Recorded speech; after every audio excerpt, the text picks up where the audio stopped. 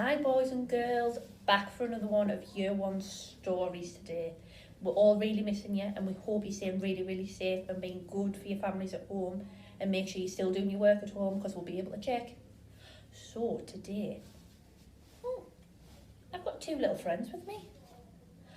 Oh, he's got a little house on his back. Oh, a snail.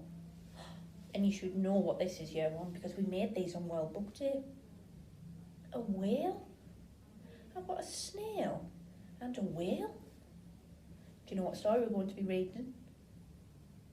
That's right, the snail and the whale. I'm just going to pop them just down beside me there. So let's get started. The Snail and the Whale by Julia Donaldson. This is the tale of a tiny snail and a great big grey blue humpback whale. This is the rock as black as soot, and this is the snail with the itchy foot. The sea sail slithered all over the rock and gazed at the sea and the ships in the dock. The sea is deep and the world is wide. How I long to sail, said the tiny snail. These are the other snails in the flock who stuck tight to the smooth black rock and said to the snail with the itchy foot, "Be quiet, don't wriggle, sit still, stay put." But the tiny sea sail sighed and sniffed, then cried, "I've got it, I'll hitch a lift." This is the trail of the tiny snail, a silvery trail that looped and curled and said, "Lift wanted around the world." This is the whale who came one night when the tide was high and the stars were bright. A humpback whale, immensely long, who sang to the snail a wonderful song of shimmering ice and coral caves and shooting stars and enormous waves. And this is the tale of the humpback whale. He held it out of the starlit sea and said to the snail, "Come sail with me." This is the sea, so wild and free, that carried the whale and the snail on his tail to towering icebergs and far-off lands, with fiery mountains and golden sands. These are the waves that arched and crashed, that foamed and frolicked and sprayed and splashed. The tiny snail on the tail of the whale. These are the caves beneath the waves, where stripy fish with feathery fins and sharks with hideous toothy grins swam around the whale and the snail on his tail. This is the sky so vast and high, sometimes sunny and blue and warm, sometimes filled with a thunderstorm, with zigzag lightning and flashing and frightening. The tiny snail on the tail of the whale. And she gazed at the sky, the sea, the land, the waves and the caves and the golden sand. She gazed and gazed, amazed by it all, and said to the whale, "I feel so small."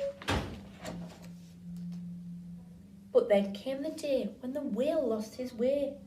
These are the speedboats running a race, zigging and zooming all over the place, upsetting the whale with the ear-splitting roar, making him swim too close to the shore. This is the tide slipping away, and this is the whale lying beached in a bay. "Quick, off the sand, back to the sea," cried the whale. I can't move on land. I'm too big, moaned the whale. The snail felt helpless and terribly small. Then, "I've got it," she cried, and started to crawl. "I must not fail," said the tiny snail. This is the bell on the school in the bay, ringing the children in from their play. This is the teacher holding her chalk, telling the class, "Sit straight, don't talk." This is the board as black as soot, and this is the snail with the itchy foot. "A snail, a snail!" The teacher turns pale. "Look," say the children, "it's leaving a trail." This is the trail of the tiny snail, a silvery trail saying, "Save the whale." These are the children running from school, fetching the fireman, digging a pool, squirting and spraying to keep the whale cool.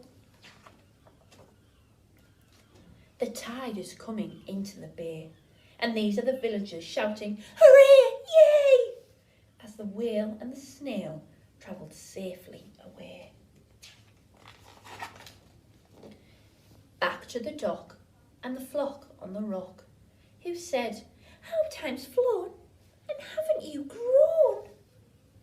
And the whale and the snail told their wonderful tale of the shimmering ice and the coral caves, the shooting stars and enormous waves, with her looping, curling, silvering trail, saved the life of the humpback whale.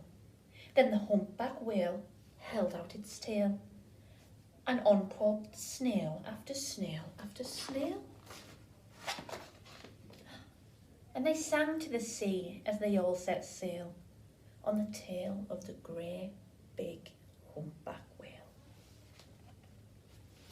That's the end of our story, but come back and we'll have another story for you really, really soon, okay?